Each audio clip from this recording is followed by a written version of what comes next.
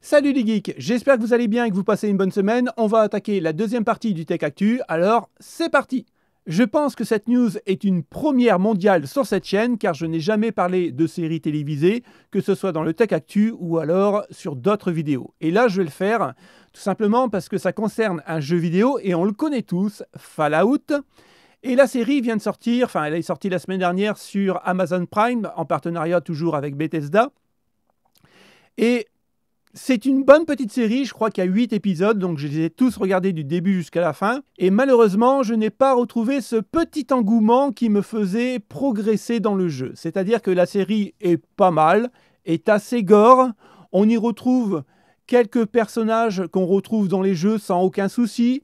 Le gros problème, c'est que le scénario, je trouve, est très mal ficelé. C'est-à-dire que, en premier lieu, on se retrouve dans un abri, donc dans la section 33, reliée par les sections 31 et 32. La 31, les gens ont disparu, on ne sait pas pourquoi. Et puis, c'est toujours, en gros, des présidents qui viennent de la section 31. Et encore une fois, on ne sait pas pourquoi. Et puis, on découvre petit à petit que le monde, bien sûr, est très très dur à l'extérieur, mais les gens qui sont à l'intérieur n'ont jamais vécu à l'extérieur. Et dans le jeu vidéo, je ne pense pas que c'était comme ça. Je sais qu'on sortait de l'abri, je crois que c'était le dernier Fallout 57, on sortait de l'abri parce qu'il y avait une bombe nucléaire et on sortait de l'abri pour pouvoir évoluer. Et malheureusement, le jeu est un jeu d'aventure, mais cette série n'est pas une série d'aventure. C'est-à-dire qu'on a un scénario qui ne suit pas vraiment la trame du jeu. C'est ça que je reproche un peu à la série Fallout. Après, c'est une série qui se regarde bien. Comme je vous dis, elle est assez gore, donc pour les enfants, évitez. Mais sinon, c'est plutôt sympathique. Après, je reste sur ma faim. Alors bien sûr, il y aura une saison 2. C'est mon avis. Je pense que certains d'entre vous, vous allez trouver ça formidable. Mais voilà, je suis un peu déçu. J'attendais autre chose que ça. Malgré qu'il y a quelques correspondances aux jeux vidéo, quelques personnages qui ressemblent aux jeux vidéo, mais on ne retrouve pas le jeu d'aventure. Après, transposer un jeu soit en film ou en série, c'est quand même assez compliqué. On l'a vu avec The Witcher, qui n'était pas terrible à mon goût. Resident Evil, j'ai bien aimé les 2 premiers volets. Après, voilà quoi, c'est rengaine. Et puis, pour le reste, c'est pas terrible. Donc, même Max Payne, le film, sympathique. Il paraît qu'ils vont tourner le 2. Mais voilà quoi, c'est pas au summum et je trouve qu'on devrait en faire un peu plus, surtout quand on veut adapter un jeu vidéo, soit en série télévisée ou alors en film. Du côté de chez AMD, on avance un peu. À faute de ne pas avoir beaucoup de news sur les fameuses RX 8000, on a des news concernant les Ryzen 9000, parce qu'ils vont bien s'appeler Ryzen 9000. Les Zen 5, normalement, on aurait pu croire qu'on les aurait appelés Ryzen 8000. Eh bien non, AMD ne le veut pas, tout simplement parce que Asus a fait une bourde, a dévoilé le processus au niveau de l'architecture, et AMD ne veut pas confondre les nouveaux processeurs Zen 5 avec les 8000G. Il veut vraiment dissocier ces 2 parties de processeurs. Donc les Ryzen 9000 n'auront pas de APU graphique, ça sera réservé pour les Ryzen 8000. Donc ici, on y retrouve dans la liste AMD PMF 9000 série driver. Donc on a bien les drivers pour les séries 9000. Et normalement, ça n'aurait pas dû être communiqué par Asus. Ils ont fait une petite faute. En même temps, ce n'est pas encore très grave puisque MSI confirme sur Agesa qu'on aura bien des drivers pour des Ryzen 9000. Donc, on voit le patch Agesa, là, le 1.1.7.0. Et apparemment, on est bien sur une MSI Carbon Wi-Fi de nouvelle génération avec le nouveau driver pour les Ryzen 9000. Donc, quelque part, il fallait un peu s'en douter. Moi, je ne m'attendais pas à avoir des Ryzen 8000 quelque chose, parce que franchement, les 8000G et les 8000 quelque chose seraient porté confusion et ça aurait été un peu chiant. Mais oui, Ryzen 9000, pourquoi pas. Après, voilà, on n'a pas encore de bench, on ne connaît pas encore les prix. Et pour la sortie officielle, il se pourrait que ça soit lancé normalement pour 2024 pour tout ce qui est processeur de bureau, et la série mobile, ça sera pour 2025, début 2025. Et apparemment, ça serait lancé courant juin-juillet. Généralement, les processeurs sortent au mois de juillet. Donc, le Computex, c'est au mois de juin. Donc, en juillet, je pense que fin juillet, on devrait avoir des Ryzen 9000. Eh bien, écoutez, dans les bacs. Et dans cette petite news, ce qu'il faut vraiment retenir, c'est que la plateforme AM5 n'est pas morte. Donc, les 9000 iront sur la plateforme AM5. Il est même dit dans certains leaks, mais il faut vraiment prendre ça avec des pincettes.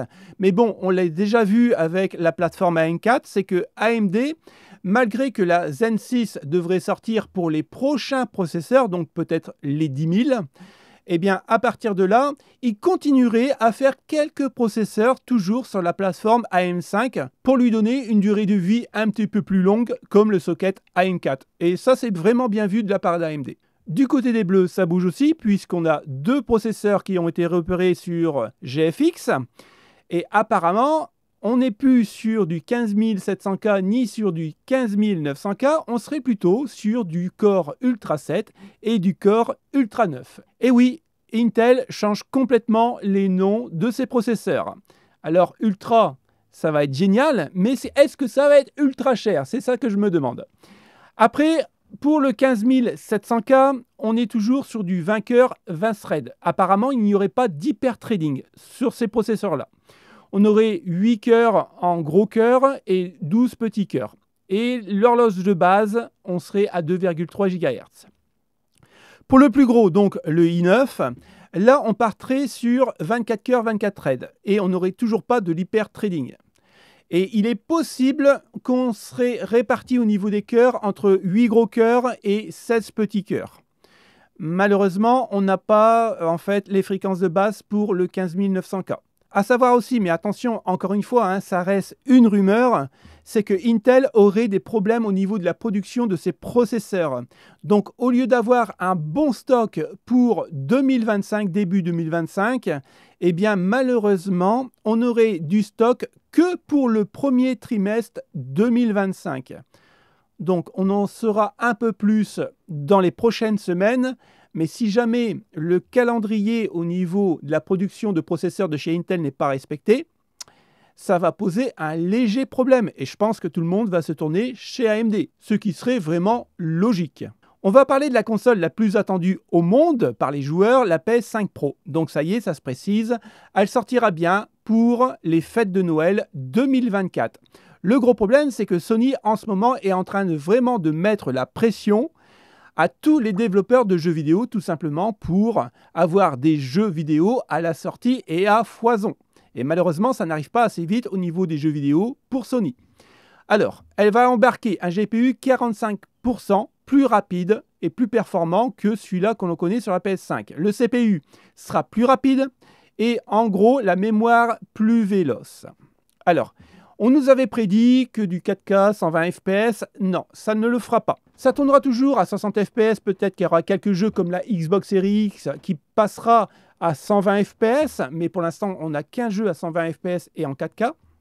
C'est un jeu plateforme. Et là, pour le coup, tout ce qu'il nous explique au niveau de la puissance, c'est qu'en fait, pour le lancer de rayon, comme ils disent, donc pour le ray tracing, il sera beaucoup plus performant.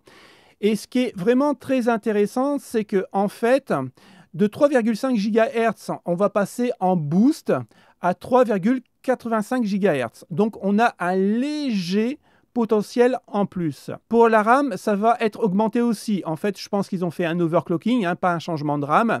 La bande passante va passer de 448 GHz par seconde sur 576 GHz par seconde pour la PS5 Pro. Donc, on a une petite avancée. Et ce qui est vraiment intéressant, c'est que les développeurs disposeront de 1,2 Go en plus sur la mémoire système pour avoir un peu plus de puissance au niveau des jeux vidéo, donc un petit peu plus puissante. Par exemple, sur le ray tracing, comme je vous l'ai dit, sur les FPS, je ne pense pas que ça changera quoi que ce soit. Ce qui est intéressant, c'est qu'on est toujours sur du 8 bits, mais attention, on va atteindre les 300 teraflops. Donc, en gros, eh bien, écoutez, le Zen 2 fonctionne encore pas mal. Alors, c'est un Zen 2 retravaillé, certes, mais je pense qu'aujourd'hui, cette console, alors normalement, elle sera affichée Encore une fois, hein, ce ne sont que des rumeurs, mais au même prix que la PS5. Et je pense que pour 500 €, avec 300 teraflops de puissance, eh bien, ça pourrait dépanner les gens qui n'ont pas les moyens de s'acheter un milieu de gamme au niveau du PC gamer. Et je pense que c'est une bonne chose. Pour la Xbox, j'ai rien de trouvé de plus actuellement, parce que c'est toujours la même chose et on n'a pas de nouvelles croustillantes à afficher contre la PS5 Pro. Comme vous le savez, moi j'attends beaucoup de la nouvelle Xbox Series X. Je ne sais pas vraiment comment elle va s'appeler, peut-être Xbox Series X Pro. Pour l'instant, ce n'est pas encore défini, ce ne sont que des rumeurs. Mais je pense qu'elle sera équivalente, voire au-dessus de la PS5 Pro.